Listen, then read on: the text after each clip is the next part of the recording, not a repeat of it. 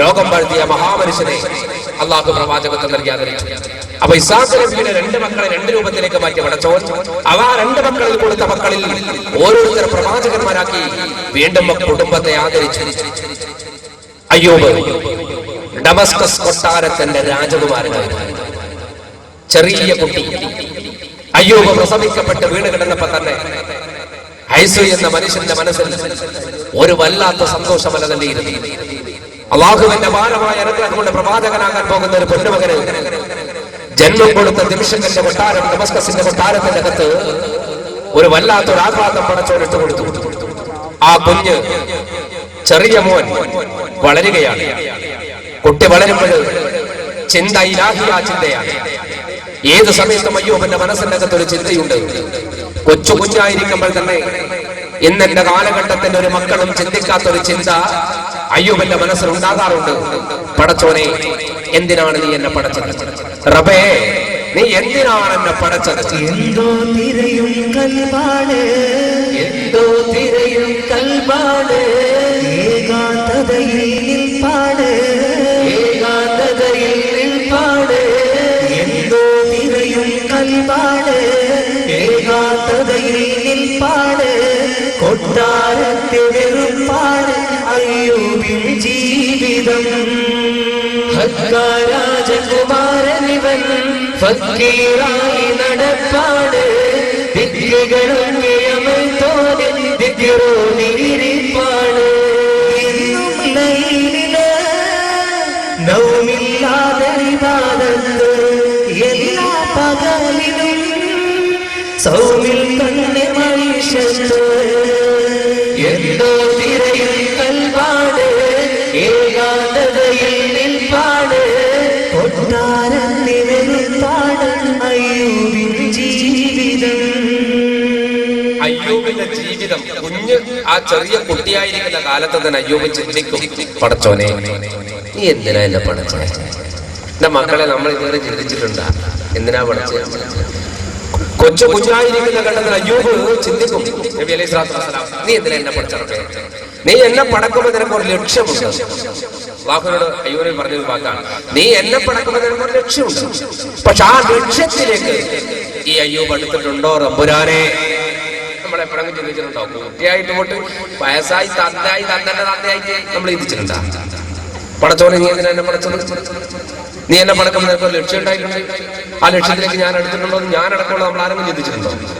ചിന്തിച്ചിട്ടില്ല എന്നതാണ് സത്യം. പക്ഷെ അയ്യൂബ് കുഞ്ഞായിരിക്കുമ്പോൾ തന്നെ ചിന്തിക്കുന്ന ചിന്ത അതാണ്, നീ എന്തിനാണ് പടച്ചത്? പടക്കുമ്പോൾ ഉണ്ടാകുന്ന ലക്ഷ്യത്തിലേക്ക് ഞാൻ എത്തിയിട്ടുണ്ടോ? യുവാവാങ്ങിയാണ് അയ്യൂബ്. ആ സമയത്ത് ജീവിതം എന്താന്ന് പറയുന്നത്? പകല് മുഴുവൻ നോമ്പ്, രാത്രി മുഴുവൻ നിസ്കാരം. നമ്മൾ അതേ സ്വഭാവം. പഴയതിന് മുഴുവൻ തെറ്റുകയറ്റ, രാത്രി മുഴുവൻ കടന്നു. പക്ഷെ നേരെ തിരിച്ചാണ് അയ്യൂബ് നബിയുടെ സ്വഭാവം. പകല് മുഴുവൻ നോമ്പ്, രാത്രി മുഴുവൻ നിസ്കാരം. അതെന്തൊരു ജീവിതമല്ലേ! സന്തോഷത്തിൽ ജീവിക്കാൻ, ഇബാദത്ത് കൊണ്ട് ആത്മാവിന് സംതൃപ്തി. അയ്യൂബ് നബിയുടെ ജീവിതം അങ്ങനെ. നബി ആകുന്നതിന് മുമ്പായി യുവാവായ അയ്യൂബ് ഡമസ്കസിന്റെ തെരുവിലൊക്കെ നടക്കും. ആ കാലഘട്ടത്തിലെ മുസ്ലിങ്ങൾ ഇസ്രായേലിയരാണ്. ഇന്നത്തെ ഇസ്രായേലിയരല്ല അന്നത്തെ ഇസ്രായേലിയർ. ഇന്നത്തെ ഇസ്രായേലിയർ ജൂതന്മാരാണ്.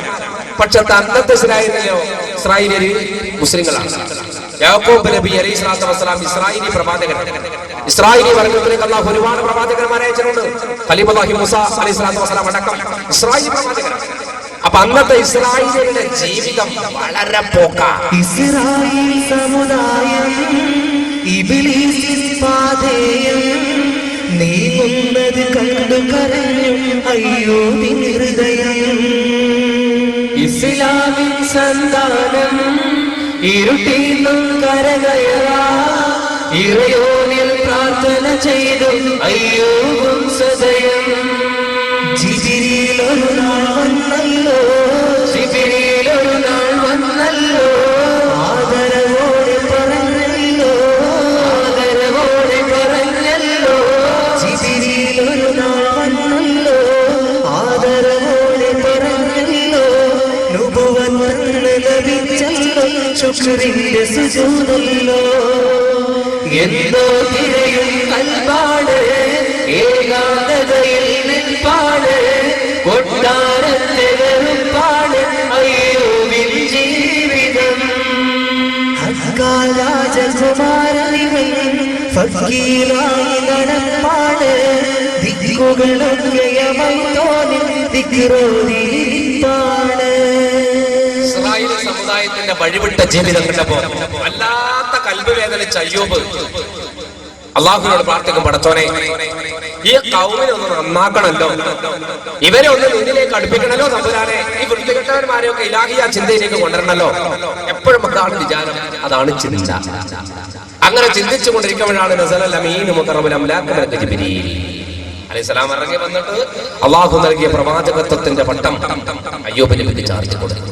അതോടെ അയ്യൂബ് രാജകുമാരൻ അയ്യൂബ് നബിയായി. അയ്യൂബ് നബി രാജകുമാരൻ മൂപ്പരെ വിളിക്കുന്നത് മൂപ്പര് ഇഷ്ടമല്ല. രാജകുമാരനെ വിളിക്കാൻ പാടില്ല. വിളിച്ചാലോട് പറയും, ഞാൻ രാജകുമാരനല്ല, അള്ളാന്റെ അടിമ, അങ്ങനെ വിളിച്ചാൽ മതി. എനിക്ക് അള്ളാഹു ഒരു പേരിട്ട് തന്നിട്ടുണ്ട്, പടച്ചോന്റെ കഴിവുകൊണ്ട് എന്റെ മാതാപിതാക്കൾ ഒരു പേരിട്ടിട്ടുണ്ട് അയ്യൂബ്, അങ്ങനെ വിളിച്ചാൽ മതി. രാജകുമാരൻ എന്ന് എന്നെ വിളിക്കണ്ട, ഞാൻ രാജകുമാരനല്ല, ഞാൻ സാധാരണ മനുഷ്യനാ. എന്താ ഡീസന്റ്. നമ്മളെ നാട്ടിലൊക്കെ ചില ആജീക്കന്മാരുണ്ടോ, ഹജ്ജ് ചെയ്യാൻ പോകുന്നത് പടച്ചോളം സ്വീകരിക്കാനെന്നല്ല, നാട്ടുകാർ ആജീക്കാൻ വിളിക്കാനാ. തിരിച്ചു വന്നാൽ കാക്കാനെ വിളിച്ചോളണം ആജി ഖാൻ, അല്ലെങ്കിൽ ആജി ചാ, ഇല്ലെങ്കിൽ കൊണ്ടൂല മോന്ത അങ്ങനെ. അയ്യൂബ് നബി പറയണ എന്നെ രാജകുമാരനൊന്നും വിളിക്കണ്ട, എനിക്ക് മാതാപിതാക്കളിട്ടൊരു പേരുണ്ട് അയ്യൂബ്, അങ്ങനെ വിളിക്കുക. ഞാൻ രാജകുമാരനായിട്ട് അറിയപ്പെടാൻ ആഗ്രഹിക്കുന്നില്ല, ഞാൻ അള്ളാഹുവിന്റെ അടിമയായിട്ട് അറിയപ്പെടാൻ ആഗ്രഹിക്കുന്നില്ല. പ്രവാചകനായതോടെ ഇബാദത്ത് ഉത്തരവാദിത്വം കൂടി. ഇബാദത്തിന് പുറമെ പ്രബോധനമായി. ഭക്ഷണമൊന്നും ആവശ്യത്തിന് കഴിക്കൂല, കുറച്ചേ കഴിക്കൂ, എന്നെ പോലെ. ഭക്ഷണം വളരെ കുറച്ച്.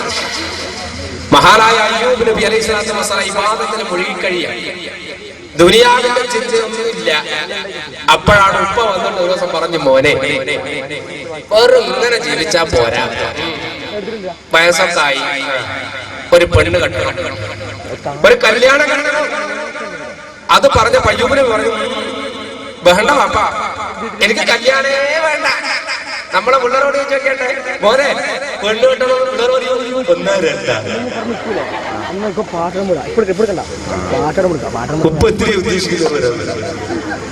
അയ്യൂബ് നബി എന്താ പറഞ്ഞത്, എനിക്ക് പെണ്ണൊന്നും വേണ്ട. ബാപ്പ പറഞ്ഞ് ശരിയാകൂല, കുടുംബ ജീവിതം വേണ്ടേ. അയ്യൂബ് നബി പറഞ്ഞു, ബാപ്പ പെണ്ണ് കെട്ടാൻ ഉദ്ദേശിച്ചാൽ തന്നെ എനിക്ക് പറ്റിയ പെണ്ണ് ദുനിയാവിൽ ഉണ്ടാവില്ല. ബാപ്പു അതെന്താ, എനിക്ക് പറ്റിയ പെണ്ണിന്റെ സിഫത്ത് എന്താന്ന് വെച്ചു. അപ്പൊ പറഞ്ഞു, എനിക്ക് പറ്റിയ പെണ്ണ് എന്ന് പറഞ്ഞാല് രാത്രി മുഴുവൻ നിസ്കരിക്കണം, പകൽ മുഴുവൻ നോമ്പ് നോക്കണം.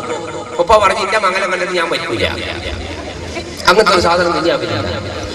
രാത്രി മുഴുവൻ നിസ്കരിച്ച് പകൽ മുഴുവൻ നിന്നെ പോലെ നോമ്പ് നോക്കുന്ന ഒരു പെണ്ണോ ഉണ്ടാകാൻ സാധ്യത കുറവാണ്. ഉപ്പ അങ്ങോട്ട് പോയി, നടക്കുമ്പോൾ നടക്കട്ടെ എന്ന് നോക്കിയത്. അയ്യൂബ് നബി അവിടെ നിൽക്കട്ടെ. അയ്യൂബ് നബി പറയുമ്പോ അയ്യൂബ് നബിയുടെ ചരിത്രം പറഞ്ഞാൽ തന്നെ പരീക്ഷണാഗ്നിയുടെ പ്രാവ് പറയുമ്പോൾ ഇണവേണ്ടേ, ഒരു ഭാര്യ വേണ്ടേ.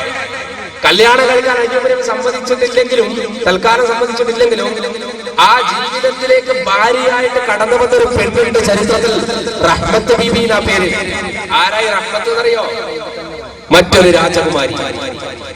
മറ്റൊരു രാജകുമാരിയാണ് റഹ്മത്ത് ബീബി. ഈജിപ്ത് കൊട്ടാരത്തിലെ മഹാനായ യൂസുഫ് നബി അലൈഹി സ്വലാത്തു വസ്സലാമിന്റെ മകന്റെ മകളാണ് റഹ്മത്ത് ബീബി എന്ന പെണ്ണ്. അല്ലാഹുവേ ഭയന്ന് നിസ്കാരപ്പായയിൽ നിത്യം സുജൂദിലിവൾ, അല്ലാഹുവേ ഭയന്ന് നിസ്കാരപ്പായയിൽ നിത്യം സുജൂദിലിവൾ, അറിവുള്ള പൂവിൻ മധുഗണമുകര വട്ടമിട്ട് കറങ്ങുകൊണ്ട് ഇവകളെ തീയും തുറന്നുണ്ട്. അറിവുള്ള പൂവിൻ മധുഗണമുകര വട്ടമിട്ട് കറങ്ങുകൊണ്ട് ഇവകളെ തീയും തുറന്നുണ്ട്.